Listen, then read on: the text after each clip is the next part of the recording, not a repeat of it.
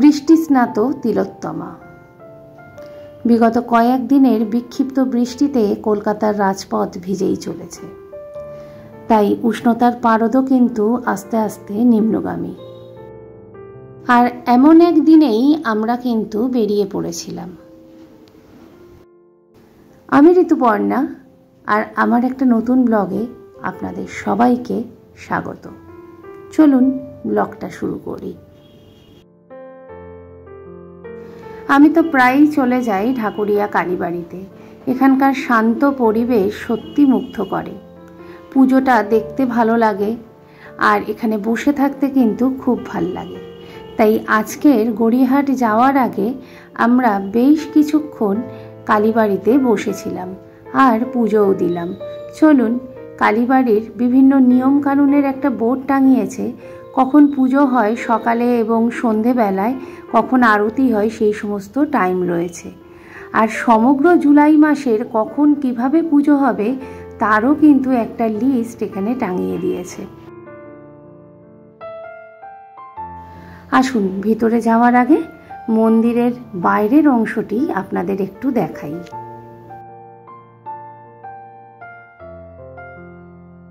এখানে রয়েছে একটি দেয়াল চিত্র, যেটা কিন্তু দেখতে সত্যি ভীষণ ভালো লাগে। চলুন একটু ফুল আর মিষ্টি কিনে তারপর মন্দিরে ঢুকবো।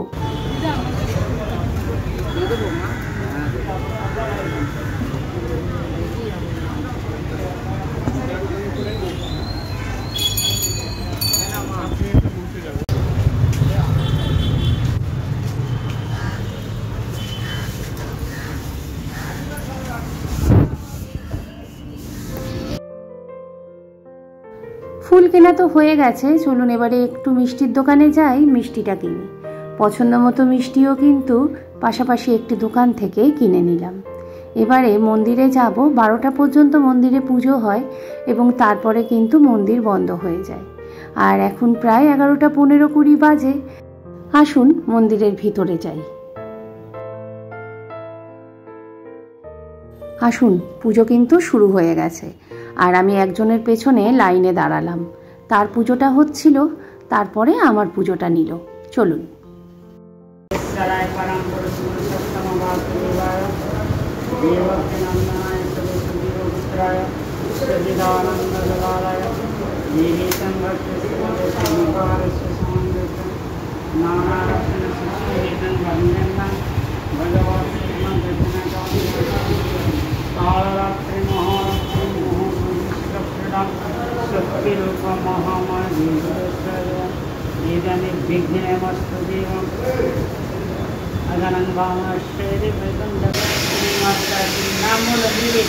গৌতম পান্ডা কাশ্যপ গোত্র, গৌরিকা পান্ডা, রশ্মিতা পান্ডা,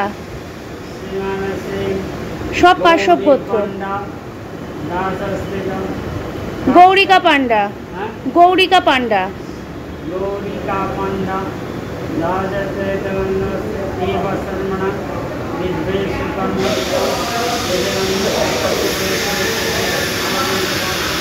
রশ্মিতা পান্ডা, হ্যাঁ রশ্মিতা পান্ডা কাশ্যপ গোত্র। মনে মনে বাকি সবার নামগোত্র বললাম, মায়ের কাছে পুজো দিলাম, আর মাকে এটাই বললাম সবাইকে ভালো রেখো। এখানে পুজোটা কিন্তু ভীষণ ভালোভাবেই দিলাম। আর আমার পুজো দেয়া হয়ে গেছে, আর আমার ডালাটা উনি সাজাচ্ছিলেন আর তারপর আমাকে দিয়ে দিলেন। চলুন এবারে পাশাপাশি যে বিগ্রহগুলো রয়েছে সেগুলো আপনাদের একটু দেখাই। এখানে রয়েছে একটি শিবলিঙ্গ, আর তার পাশেই রয়েছে রাধা কৃষ্ণের একটি মূর্তি।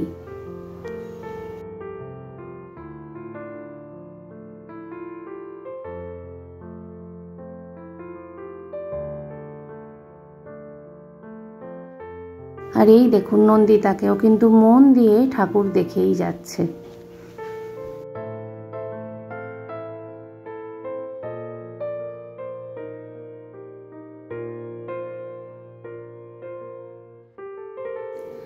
আর সামনেই রথ ছিল, আর তাই কিন্তু এখানে রথের কাজ চলছিল।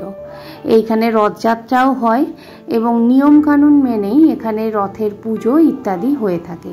এখানে কিন্তু জগন্নাথ দেবও রয়েছে।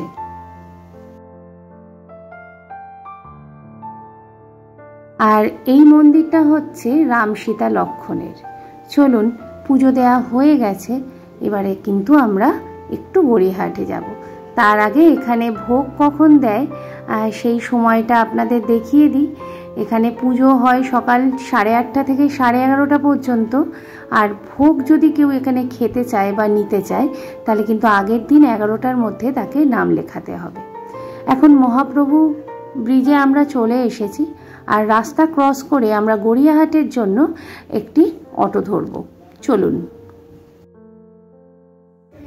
আজকের আপনাদের দেখাই গৌরিকা রশ্মিতা কোন নার্সিংহোমে হয়েছিল।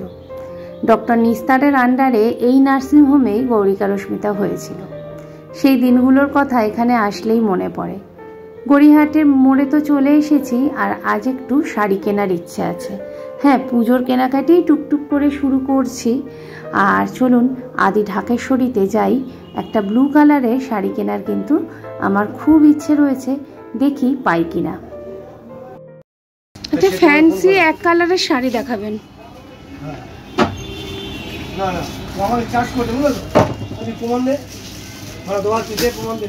এটা তো navy blue, royal blue. Royal blue মনে করেন না? নেভি ব্লুকে কি করে রয়্যাল ব্লু মনে করব?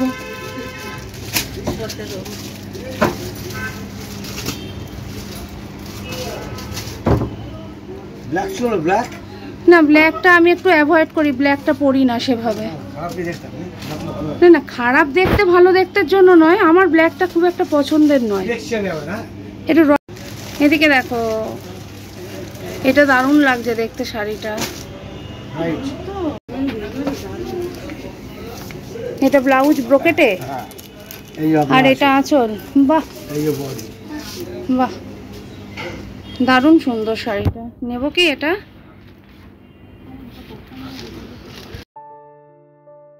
চলুন, আদি ঢাকেশ্বরীর কাজ তো হয়ে গেছে, এবারে বাকি কিছু জিনিস কেনার আছে গৌরিকা রশ্মিতার, সেগুলো একটু দেখি আর সেগুলো হচ্ছে কিনি। কি কিনলাম সেগুলো কোনো একটা ব্লগে আপনাদের সাথে শেয়ার করব। চলুন এবার একটুখানি হার দুল বানানোর দোকানে যাই, সেখান থেকে কিছু মেটেরিয়ালস কিনি। খুব ইচ্ছে হয়েছে জানেন তো, নিজের শাড়ির সাথে পছন্দ মতো নিজেই হার দুল বানাবো, তাই জন্য কিছু মেটেরিয়ালস নিলাম। আর এখন গৌরিকা রশ্মিতার বেশ কয়েকটি ঘরে পরা জামা কিনবার জন্য এই দোকানগুলোতে চলে এলাম। জানেন তো, যতই মলে কিনতে যাই আর যেখানেই কিনতে যাই, গড়িয়াহাট থেকে কেনার শান্তি অন্যরকম। গড়িয়াহাটে পাওয়া যায় না এমন কোনো জিনিস নেই, আর সমস্ত পছন্দের জিনিস কিন্তু গড়িয়াহাট থেকেই পেয়ে যাই। আর সত্যি জিনিসগুলোও কিন্তু ভালো হয়, আর দামও কিন্তু একেবারেই ঠিকঠাক। এদিকে নন্দিতা বেশ কয়েকটি কুর্তি দেখছিল, আর তার মধ্যে কয়েকটা নিলও। তো আমার তো গৌরিকা রশ্মিতার জন্য জামা কেনা হয়ে গেছে, আর এখন নন্দিতা দেখছে কাজুরির জন্য কয়েকটা জামা, সেগুলোই নেবে।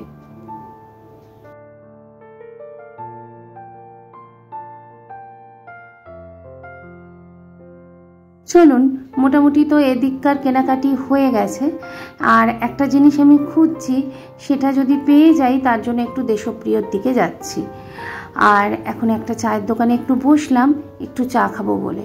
সকাল থেকে সেভাবে কিছু খাওয়া হয়নি, আর পুজোও দিলাম, তাই একটু চা খাই, নইলে মাথাটা কিন্তু ছাড়বে না। আর চা খেতে খেতেই একটা দোকান আমার চোখে পড়লো, মমতা শাড়ি মিউজিয়াম। চলুন একটু ভিতরে যাই।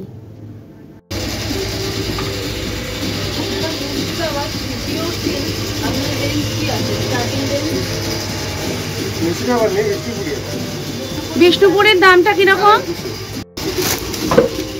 এগুলো? গড়িয়াহাটের কাজ তো হয়ে গেল, টুকটাক মার্কেটিং করলাম। কি কিনলাম সেগুলো কোনো একটা ব্লগে আপনাদের সাথে শেয়ার করব। আর চলুন, আজ আমি আর নন্দিতা ঠিক করলাম বাড়ি আর ফিরবো না, আমরা একটু ভিক্টোরিয়ায় ঘুরতে যাব। অনেক দিন ভিক্টোরিয়াতে যাওয়া হয়নি, আর এমন মেঘলা দিনে ভিক্টোরিয়ার মতো একটা জায়গাতে গিয়ে কিছুক্ষণ বসলে বেশ ভালো লাগবে। আমরা তো বসবই, সাথে আপনারাও চলুন আমার সাথে।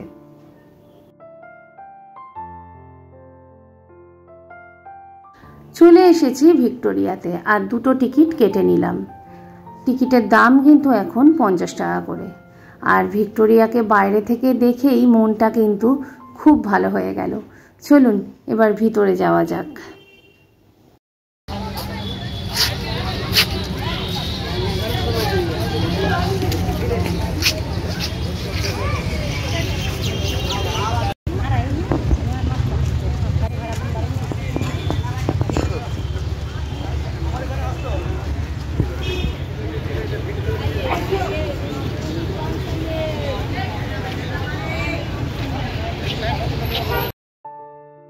আসুন, ভিতরে তো চলেই এসেছি, আর আমার সাথে আপনারাও চলুন লর্ড কার্জনের তৈরি সেই স্মৃতিসৌধের দিকে।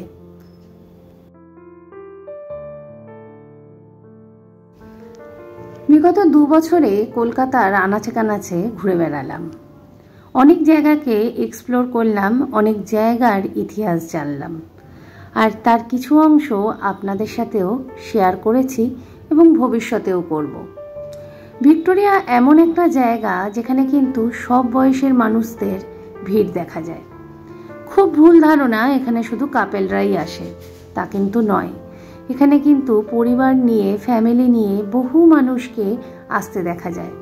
যখন আমরা ভিক্টোরিয়ায় এলাম তখন কিন্তু একদল কোনো বিদেশি ছেলে মেয়ে কলকাতা ঘুরতে এসেছিল কোনো ইনস্টিটিউট থেকে। তারাও কিন্তু আমাদের ঠিক আগেই ভিক্টোরিয়াতে ঢুকলো, আর আমরাও ঢুকলাম। ভিড়টা কিন্তু একেবারেই ছিল না। চলুন, আজ আর মিউজিয়াম দেখব না, হাতে সময়টা বড্ড কম। যেটুকুনি সময় আছে সেটুকুনি সময়ে একটু বসেই কাটাই, গল্প করে কাটাই। আর ঠিক বেরোনোর আগেই দেখলাম দুটি বাচ্চা তার বাবার সাথে কি সুন্দর খেলা করছে। বিকেল বাড়ার সাথে সাথে কিন্তু ভিড়টাও বাড়তে শুরু করলো।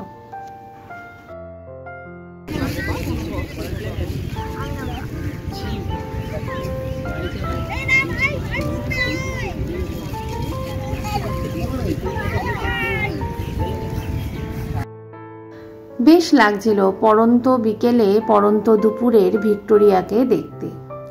আর এরকম হলুদ আর সবুজের কম্বিনেশন, এটা কিন্তু খুব সুন্দর লাগছিল। বিভিন্নভাবে ভিক্টোরিয়ার ভিডিও আর ছবি নেওয়ার চেষ্টা করছিলাম। এখন বেরিয়ে এসেছি, আর সামনাসামনি দোকানগুলো থেকে একটু পাপড়ি চাট নিলাম, খিদেটা একটু পেয়েছিল, আর নিলাম একটা আইসক্রিম। চলুন এবার একটি ট্যাক্সি ধরি। ট্যাক্সিতে বসেই টাঙ্গা স্ট্যান্ডটা চোখে পড়ল। এতবার এদিকে এলেও কোনোদিন টাঙ্গা চড়া হয়নি। ইচ্ছা আছে কখনো টাঙ্গায় চড়ে কলকাতা ঘোরার।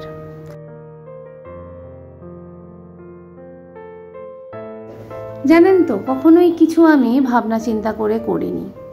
জীবন যা দিয়েছে সেটাকেই নিয়ে নিয়েছি, সবসময় হাসি মুখে সেটা নিয়েই চলেছি।